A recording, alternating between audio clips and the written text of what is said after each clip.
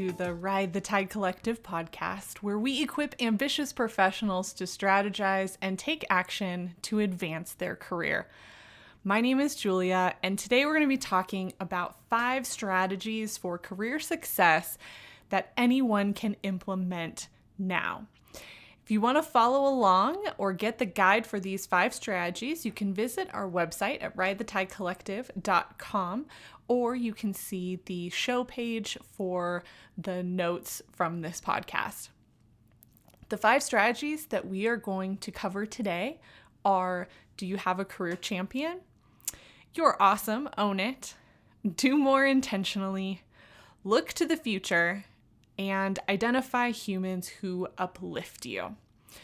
As we go through each strategy, what I want you to do is be evaluating whether or not this is something you have done in the past. Maybe it's something you're currently doing, or this is something you need to work on or spend time on moving forward. If you're driving, I want you to just make mental notes of what I'm talking about, and then hopefully you can get on over to the website to download our guide to review later. So let's get started with strategy number 1. You need to have a career champion. This is somebody that at a high level, they know you professionally. So they have worked with you directly in some capacity. So this could be a coworker, a boss, a manager, or a past client. I don't recommend it being a current client.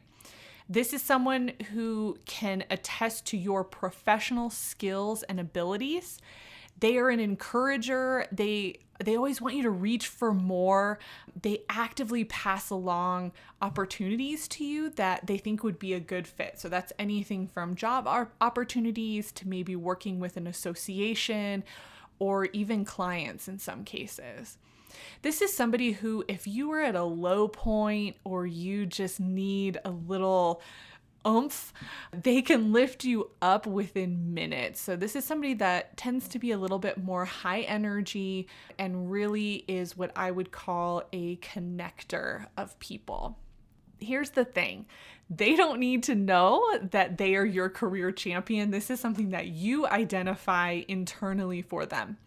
One of the things that you want to do is approach this person with questions about your career and where you're headed and what you're doing, because this person can help you with that. Again, they are a connector.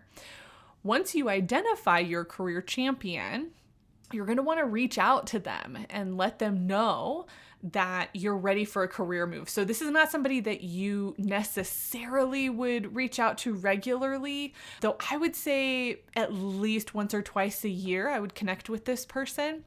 But specifically when you're getting ready to make a career move is when you want to engage with them.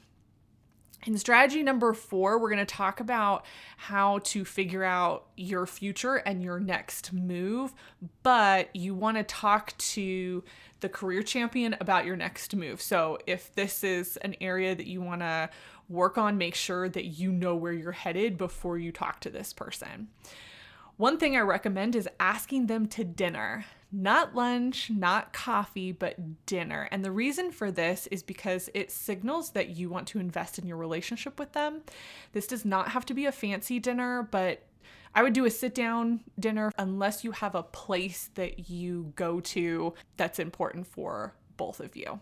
How do you ask them? You want to make sure that you're telling them that you are transitioning and you want to pick their brain.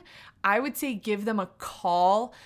In the workbook, I do have an email prompt there or an email script that you can use as a base, but honestly, I think giving them a call, again, signals the level of importance this is for you. But you have to gauge with them and your relationship. So if email works better or text works better, then you can definitely use those methods as well. but don't use it because it's better for you. You need to use it because it's better for them. So one of the things you want to do is make sure that you're prepared for this dinner. There are 3 types of question groups you're going to want to prepare. One is small talk. Some people do this very naturally and some people don't. I actually have quite a few question prompts in the workbook if you're interested in that. But what this does is it relaxes you and it relaxes your champion. You want to ask about their career and their job, so take an interest in what they're doing. After that is when you ask for advice. And obviously they know that that's why you're going to dinner with them, but you still want to act interested in them as well. It's a reciprocal relationship, even if they're farther ahead than you are. One thing I would do is if you have a position that you are interested in, be prepared to talk about that. If you're trying to evaluate multiple positions, then I would create a pro-con list for each path. And we do actually have a pro-con list template in the workbook as well. And then follow up. I think this is something that people wait too long to do. So you need to follow up with an email the next day, thanking them for their time, restating any action. So if they were trying to connect you with someone, which hopefully they did, you want to make sure that you get that contact information, that you remind them of what you're going to do as well. Career strategy number 2 is you're awesome. Own it.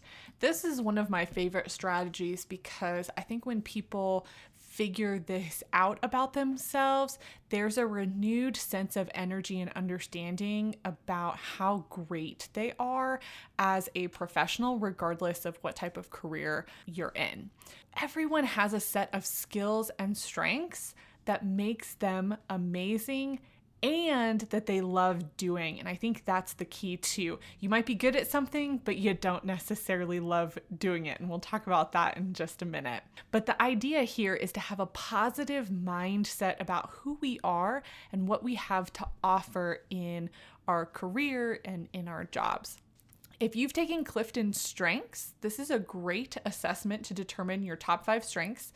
This is not an ad, but I am trained in Clifton Strengths and I have to definitely give it a shout out when I'm talking about being awesome and talking about skills and strengths. If that is an assessment you have taken, I highly recommend looking at that and using it as a base to figure out why you're awesome. If you haven't taken that and you're starting from scratch, what you want to think about is, what do you love doing?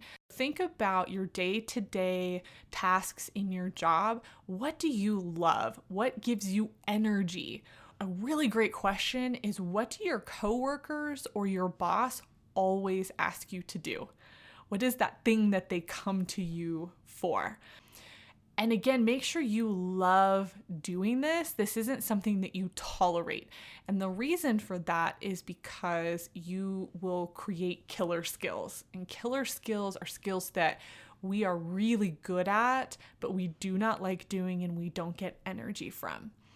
I have a friend who is an amazing event planner. She is hands down one of the best event planners I have ever seen and worked with, and I have worked with a lot.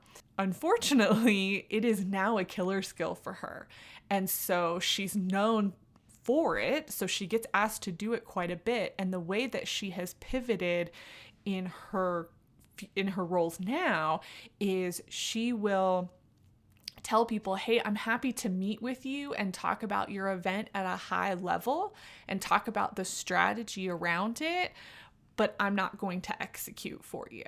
That's been one way that she has curbed that in her current positions, but it's still something that she has to work on and let people know that's not what I'm trying to do. I'm trying to do this job over here. So it's still definitely a struggle, but you want to learn how to pivot so that you don't have to utilize those killer skills. So what you want to do is come up with a list, and I always recommend 3 to 5 because you don't want to be overwhelmed. Come up with a list of 3 to 5 skills or strengths that you love, and then write out why you love doing them. And also write an example of how you've utilized them in your position. And this is really important because if you get to a point where you need to justify your position, or you're going to transition to a new position or to a new company, then you have some of this information ready to go that you can use for your resume or in an interview setting. Okay, strategy number 3 is do more intentionally. Now I get it. You already have a lot on your plate. You're an ambitious professional. But here's the thing, you need to be working on projects that allow you to build skills in other areas. So if you're already doing work like this, if you have what some people call reach project, awesome. Make sure that you write it down and you know what skills you are learning and building, and specifically write down what your skill level was at the beginning and where is it now and what did you do to get to that level. That's going to be really important, again, as you're moving forward, as you're moving up, to have that evidence there. And it reminds you why you're awesome, going back to strategy number 2. If you currently don't have a project like this, you need to find one. Similar to strategy number 1, you want to have an idea of what your next position is going to be. And if you're not sure about that, we're going to be talking about it in just a minute. But what skills do you need for the next job that you want to do? So whether that's moving up in your current company or moving out and going to a different company, you want to have some idea of what your skills gap is so that you can choose projects that are going to be relevant to where you're headed. So you want to let your boss or your manager know that you're looking to grow whatever skill it is, and ask them if there's anything that they know of that you can jump onto. Here's my caveat. If you are already a high achieving, ambitious professional and you're giving 110% in your position currently, then you can ask for this. If you are somebody who is giving the bare minimum, this is not something that I would ask for. You're going to have to find it somewhere else, or you're going to have to up your game, because your manager, your boss, they are not going to okay additional work if you're just barely making it on the job that you're doing. Similarly, if you are overworked, then you have to figure out how to make that balance happen. So if you can't do that in your current position, depending on where you're at, what I would think about is looking into a professional association that you might be able to grow this skill with, or if you volunteer or start to volunteer in a place where you can grow whatever skill it is as well. Also trainings and videos and YouTube and Google, those are all great ways for you to also skill build, but obviously you want to do it in such a way where you're getting tangible results that you can use and share later. One pro tip that I have, and this is specifically for my high achieving, ambitious professionals out there, choose one project and one skill, not 5. You can have 5 that you want to learn eventually, but focus on one, choose one, and get really great at that skill before you move on to something else. You don't want to overwhelm yourself in this process.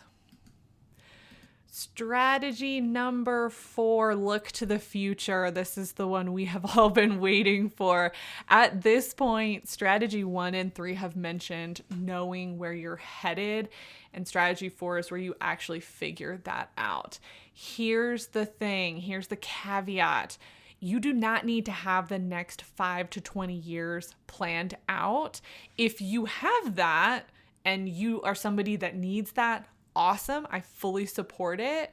But for most people, I just want you to focus on what the next step is going to be. And part of the reason for that is because looking into the future can be very overwhelming, and focusing on what the next step is feels more attainable. And so that's what I want you to focus on, just the next step. Having said that, one question that I ask my clients all the time is, if money, time, and skills were not a barrier, what would you do? And this is a dream big type of question. And so I want you to think about that in your life. What would you do? And then think about whether or not that is realistic and attainable, which personally I think for the most part, anything is realistic and attainable, but there are caveats to that. So you do need to be honest with yourself, but definitely spend some time dreaming and thinking about what that could look like. And then look at where you are at, the experiences you have had, and what skills and experiences do you need to get to that dream. What functional area do I want to do? Do I have to transition to make that happen? Or am I fine where I'm at? What sector or type of business do you want to work in? And then finally, do you know anyone who can help you or give you information? So networking, I'm always going to push that. Talk to people. The more you talk to people and the more you tell them where you're heading and what you want, you're putting it out into the universe. You're speaking that truth out. And the more you can do that, not only will you believe it, but you'll be known for that. And people will remember the big dream that you have. They'll remember where you're headed. When I was working for clients in higher education, I worked hard for the students who could figure out what their next step was. Because if they came to me and said, I am looking for this, then when I was perusing job boards, which was something I did back then, or if I got a tip from an alum or a recruiter, then I knew who wanted that type of position. That's why you want to try to be specific on what that next step is going to be. At one point, I was thinking of leaving higher education and leaving career development, and I didn't know what I wanted to do. I took some time to think about what I liked, what was I interested in just in life? And one of the things that I'm really interested in is makeup. I shop at Ulta, primarily, platinum member, thank you very much. I looked up Ulta as a company and said, I don't want to work in retail, but what about corporate for that company? And I can't remember what city they're in now, but I didn't want to move to wherever they were. So at the time we were living in Southern California, and so I looked up makeup companies in Southern California and found out that Urban Decay was located in Southern California and freaked out because over half my makeup is Urban Decay. I went to their website and looked at their open job positions, and I wasn't really looking to go there. But my point in telling you this is, once you have an idea of where you're headed, the research piece to get there is actually the easiest part, because the more you can identify, the easier it is to get from point A to point B. So once I realized makeup, I ruled out Ulta. I think I also ruled out Sephora. And then I went to Urban Decay. And if I was really serious, my next step would have been, who do I know? Who can get me connected at Urban Decay? Somebody I know has to know somebody at Urban Decay. And so that was my goal. And so from there, I could have been really strategic about going to Ulta and saying, hey, when's the next time your sales rep is coming from Urban Decay? And then I could go and talk to them. So it's these simple things that you can do. But if you don't know where you're headed, you can't map those pieces out. Answer that question. If money, time, and skills were not a barrier, what would you do? And now for strategy number 5, our final strategy: identify humans who uplift you. I'm sure you've heard it before, but you are the makeup of the people you surround yourself with. And the rule of thumb is the top 5 people. So what I want you to do is think about, in your work context, who are the 5 people that you have the most interactions with throughout your work week, specifically at work, not at home. At home, we'll talk about that in the next podcast. Identify those 5 people, or it might be 3, depending on the type of work you do. Take a few minutes to think about those people and write down how you feel after you interact with those people. If you're energized, if you feel good, if everybody you interact with is uplifting and helping you be your best, awesome. Then you're with the right circle of people. If they're not, if you have people who constantly complain, if you have people who bring you down, if you have people who, subtly insult you and you don't realize it till later, these are the people that you want to monitor and try to limit your time with them as much as possible. There are 3 types of people that I want to make sure that you have in your work circle and your work context. The first one is the mentor. This is somebody who really helps you be your best in your position. It's somebody who can provide you advice on day-to-day happenings and situations. Generally, it's somebody that has been where you're at. So they're farther along in their career. In an ideal situation, they're not directly related to you. So this wouldn't be a boss. This wouldn't be somebody even a couple rungs up the food chain. This needs to be somebody that does not have an impact on your current position. So they can be in your company in another area or at another company or a previous position. But this is somebody that really helps you be successful in your position. Then we have the equal. This is somebody who is in a similar stage of their career to you.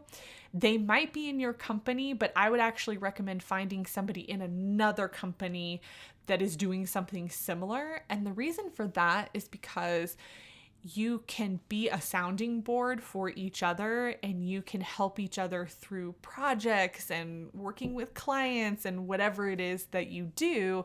And there's no competition or anything like that. And then we have the mentee. I believe in giving back. I think that we should always be mentoring others. Whether you think that you're a good mentor or not, I can guarantee that somebody would be thankful to hear about your story and who you are and the experiences that you have gone through. And so a lot of times, if you go back to your alma mater, they have mentoring programs where you can be a mentor to a student, but it can also be within your company. Some of the newer professionals, or if you're in a professional association, finding a newer professional that you can take under your wing and be a mentor to, I think is something that brings us joy and makes us feel like we're useful in our position. And it's that giving back piece that you really want to embrace and embody. So once you've identified these 3 people, the mentor, the equal, and the mentee, schedule time in your calendar to catch up with them regularly. It does not have to be frequent, but you want to make sure that you're meeting once a month with at least one of these people. So if you want to rotate every 3 months, that's something that I would consider doing, because then you're getting out of your setting and you're interacting with people outside of your day-to-day job. And this is enough to keep them on your radar and you on their radar, but not so much that it becomes really annoying. So that is it. We have gone through our 5 strategies for career success. Just to recap, we went over having a career champion, you're awesome, own it, doing more intentionally, looking to the future, and identifying humans who uplift you. So now what? Well, at Ride the Tide Collective, we want to be really intentional about the time that you spend with our resources and that we spend with you. And so if you want to connect with like-minded professionals as well as interact with me, then you can join our Facebook group. Just search Ride the Tide Collective, or you can go to our website, ridethetidecollective.com, to get access to that group. You can also go to the website to get the workbook. And the workbook is a little bit of a deeper dive into what I discussed today. And there are worksheets and trackers and different prompts and questions to really allow you to dive deep with these 5 strategies, if that's something that would help you. So that is all available on the website. Thank you so much for listening, and we'll see you next time.